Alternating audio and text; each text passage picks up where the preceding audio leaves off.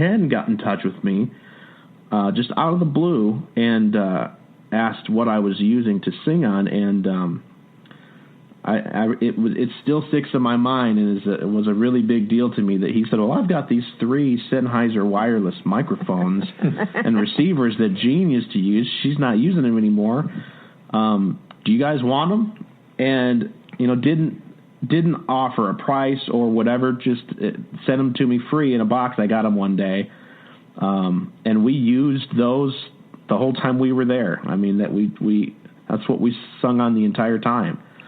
And that was just, and when you think about it, that helped we went and sang to all those different groups. You guys had a part in making that happen. And that was something I always appreciated. And that's something that a lot of people overlook. It's just something as small as that. That actually wasn't a small gesture. Those are expensive microphones, but. Well, that's nice to hear, though. For us, it's nice to hear that they got used. And they definitely got used. You can further things along with that, and also with that, David. One of the things that we do on the show, one of the features that I do every week is a feature group, and I don't tell any of the groups ahead of time that they're going to be the feature group on the show, and most of the groups, to tell you the truth, I don't even know who they're going to be till I start researching out on the internet, or I see their name someplace, or I go find a group and I do a feature group on them. But believe it or not, that is the group that is going to help us the most, because they are going to tell their friends about gospel music today, and their friends will start watching it. A lot of more established gospel singers and established groups really don't need to tell a lot of people about us. They get interviewed by many different people, and they're on many different television shows.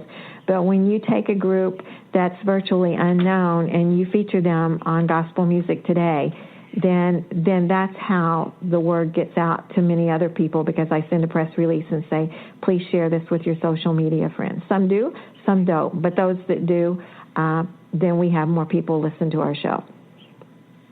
Yeah. Well, I've always appreciated you too, and we talked about this when we started the phone call.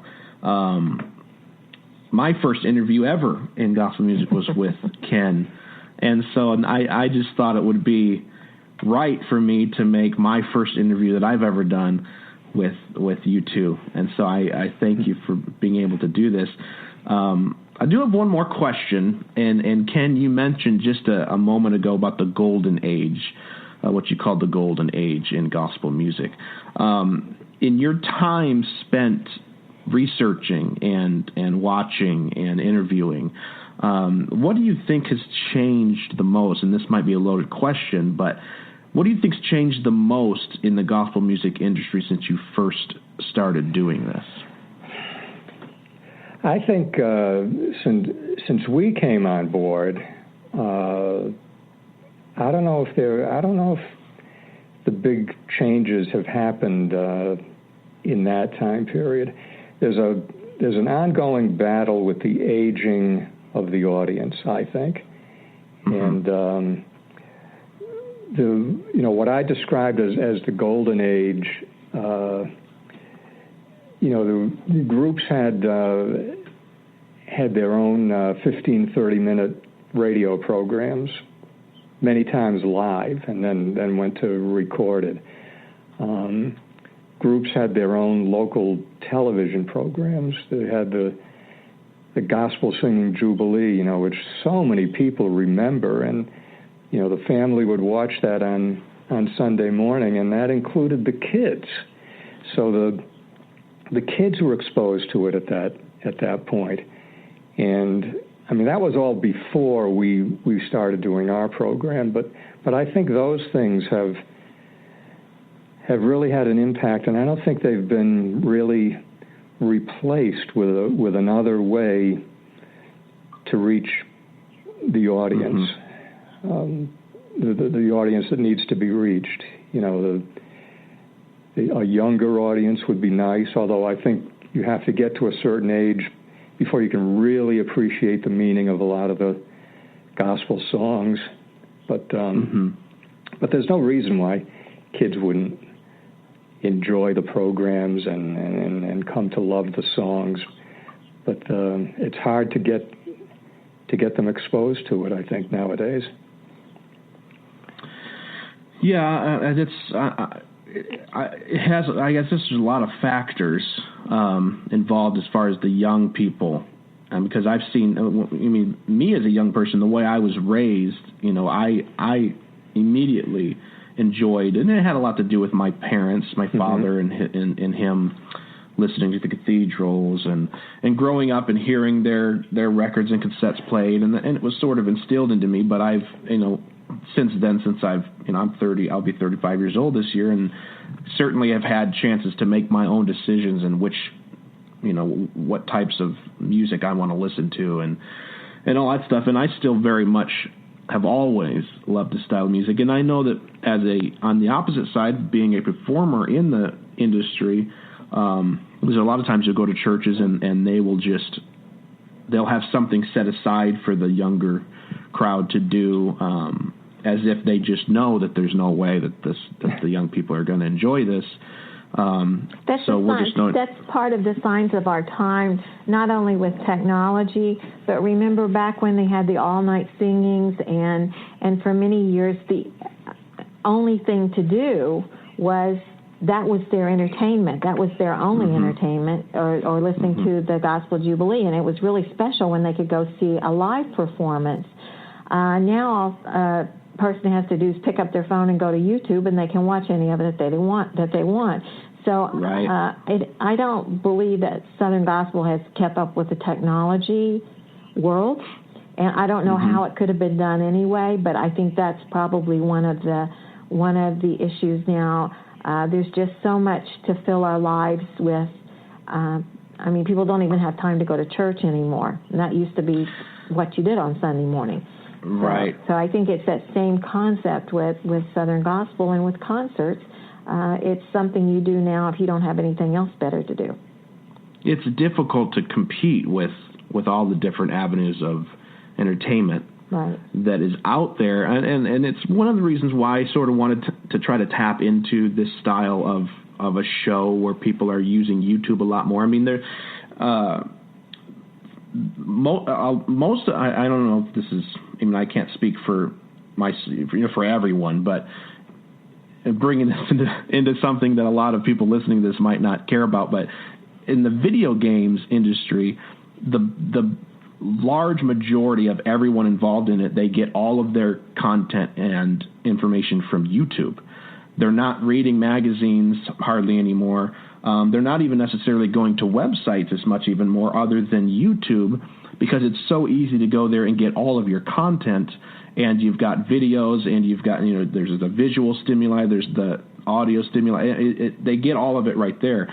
And even in our political culture today, there is a big movement happening on social media where a lot of the, we're hearing all about the fake news and about how all of this, the news sites are not being honest, and it's not real journalism anymore. It's just for, what they call clickbait and for, getting ratings and all this stuff.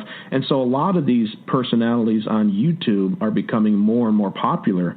And it's sort of where media is starting to go. And so I kind of wanted to capitalize on that and try to get into YouTube to where it's easy for somebody, just to get on Facebook and, you post a YouTube link and they can click on it right there and then they can see it and they can listen to it. Podcast is a little bit behind that. I listen to podcasts. A lot of people I know listen to podcasts, but not everybody does. So I wanted to get into the video format. But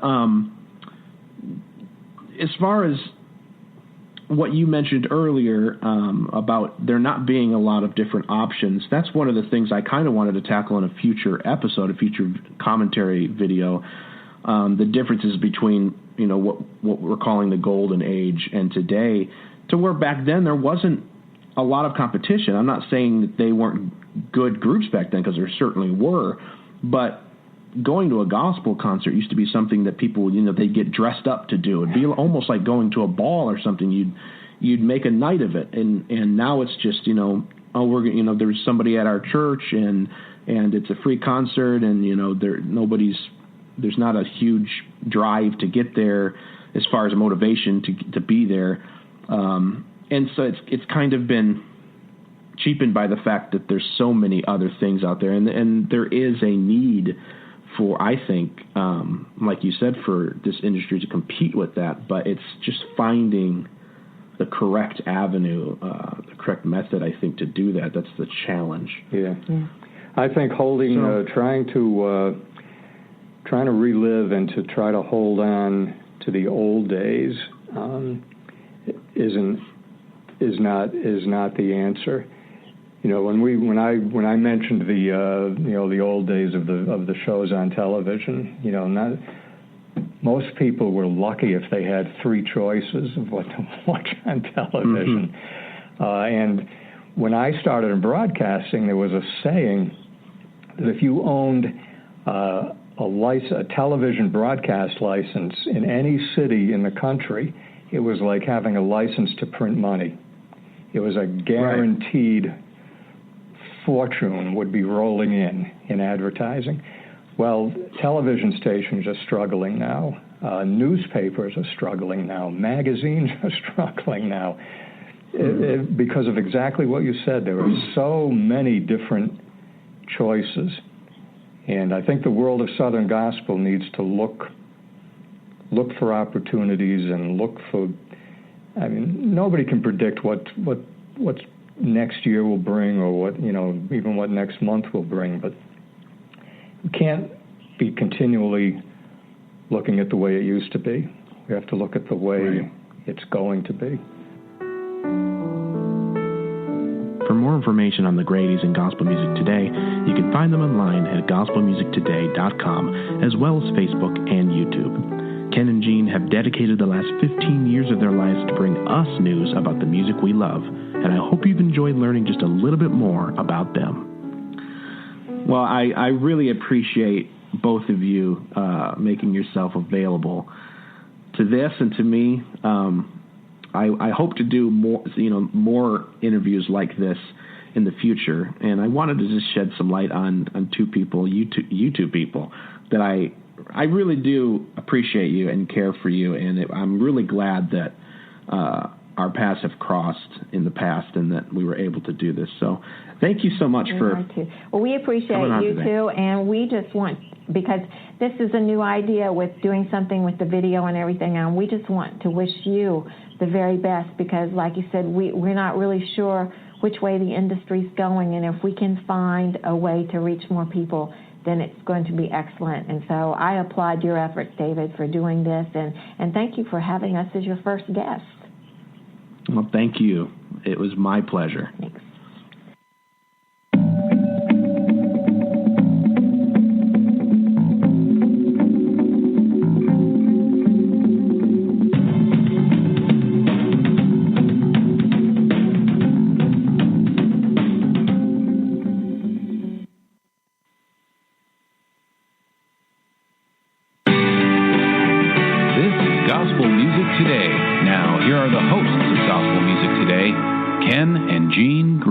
We are glad you could spend some time with us on Gospel Music Today. We have Southern Gospel news coming up, some concert updates, and Jean has a featured group. A new group called Fortress.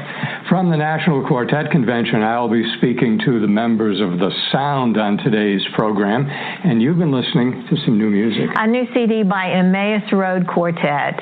And you've been reading? I've been out reading the Singing News magazine. From the Memphis Quartet Convention, we have exclusive concert video of the Inspirations on today's program. And what about the archive? From the Creekside Gospel Music Convention a few years ago, Eagles Wings will be singing exclusive video on today's show. Some of my favorite people. Let's get started. You are watching Gospel Music Today. The news is next.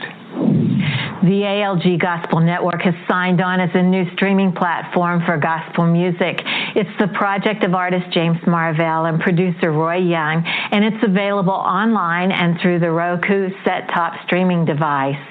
Godsey Media Management and The Promise have announced the addition of Jeremy Cato and Alyssa Scudder to the group. Alyssa is the daughter of group member Teresa Scudder.